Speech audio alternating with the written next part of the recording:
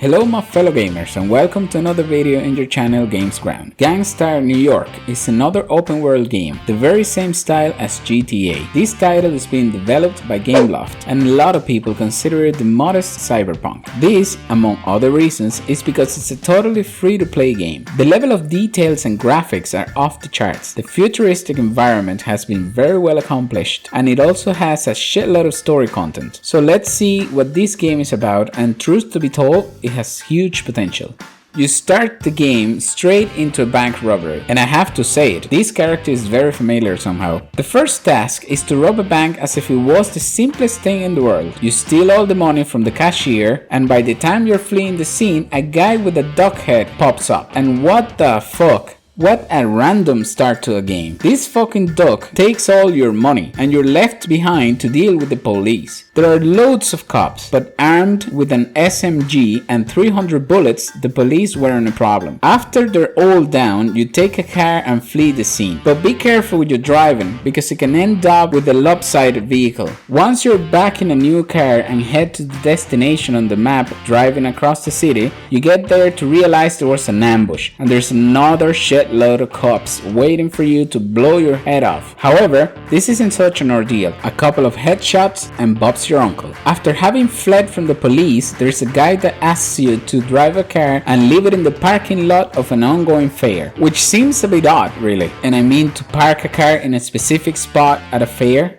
But anyways, you leave the car in the spot and minutes later you realize that the objective was to blow up the place. Then you're supposed to steal a car in this place, which apparently for some reason is very high in price. The police starts to follow you while driving a big truck holding the car. You get to the destination and once again another bunch of cops. So you get the car in the truck and flee the scene, and from this point on is when the real car chase starts. Driving all around New York trying to lose the police, which is not an easy task, especially if you are not a very proficient driver. Police were absolutely everywhere. After a few minutes you finally lose them, and that's basically what you could call the game prologue. It's important to say that this title is currently in closed alpha. Even though the game looks very well, its content is far from complete. The game still has plenty of bugs to fix, not to the level of GTA or Cyberpunk. It is a fact though that it does have a few things that need fixing. Now let's move on to why this game has so much potential.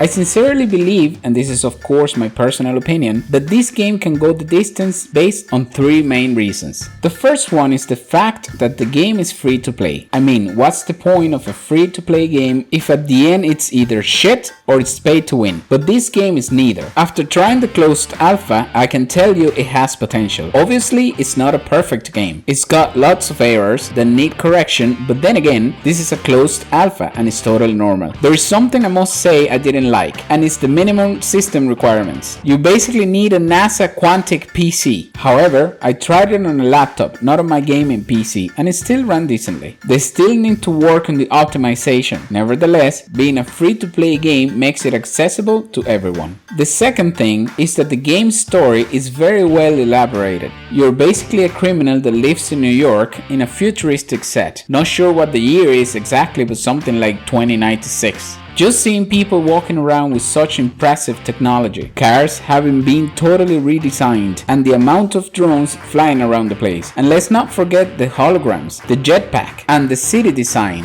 Without a doubt, it looks incredibly well. And the third thing is the content and mechanics. As of right now, there isn't much content, but with the little we could see so far, you get the idea of what it will be when it's officially released. Not only do you have main missions like the ones from the main story, but you also have optional missions and pop-up missions. You could be driving around the place without a worry in the world, and then all of a sudden somebody's being kidnapped and you have to go and help them. They're only small missions, but they accomplish the intended purpose of breaking the monotony and how linear a game could be. Besides all this, the game also has a PvP mode where you can kick the shit out of each other with other players. The mechanics of the game are pretty simple. First, you have your jetpack that you can use to go anywhere. You can also parkour, although it looks rough around the edges. Hopefully they will improve upon this to make it more appealing. You also have several zip lines along the city to help you move quicker, and I just loved it. The freedom you experience in the game is amazing. You can move however you prefer, and the mixture of all these things makes the game's future look really bright and promising. Sometime next year it is expected to be launched. As of now, it will only be available for PC, and there is a chance that it will be available for mobiles, but at the moment it's not yet confirmed. And if you liked this video, please don't forget to subscribe, like and hit the bell. Thank you!